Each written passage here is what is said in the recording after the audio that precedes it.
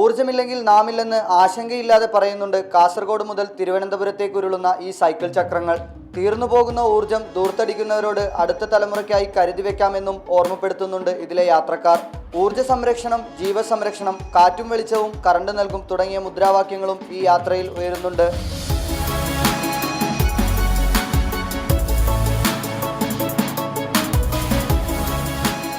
നമുക്ക് ലഭ്യമാകാതെ പോകുന്ന അല്ലെങ്കിൽ നശിച്ചുകൊണ്ടിരിക്കുന്ന ഊർജ്ജത്തെ നമുക്ക് സൈക്കിളിലൂടെ വീണ്ടും കൊണ്ടുവരാൻ കഴിയും. ആ ഒരു ഊർജ്ജം നമ്മുടെ മനസ്സിൽ ആ ഊർജ്ജം കൊണ്ട് നടന്നിട്ട് ആ ഊർജ്ജത്തോടു കൂടി നമ്മുടെ സ്കൂളിലേക്കായാലും അല്ലെങ്കിൽ കോളേജിലേക്കാണെങ്കിലും അങ്ങനെ പറ്റുന്ന എല്ലാ മാക്സിമം ഭാഗങ്ങളിലേക്കും നമ്മൾ സൈക്കിൾ ഉപയോഗിക്കുക. ജസ്റ്റ് ബൈസിക്കിൾസ്, NSS, ECS തുടങ്ങിയ സംഘടനകളുടെ സഹകരണത്തോടെയാണ് 700 കിലോമീറ്റർ ദൈർഘ്യമുള്ള ഈ യാത്ര സംഘടിപ്പിച്ചത്.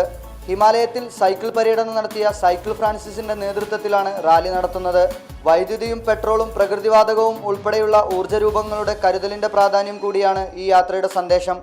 റിപ്പോർട്ടർ, കോഴിക്കോട്.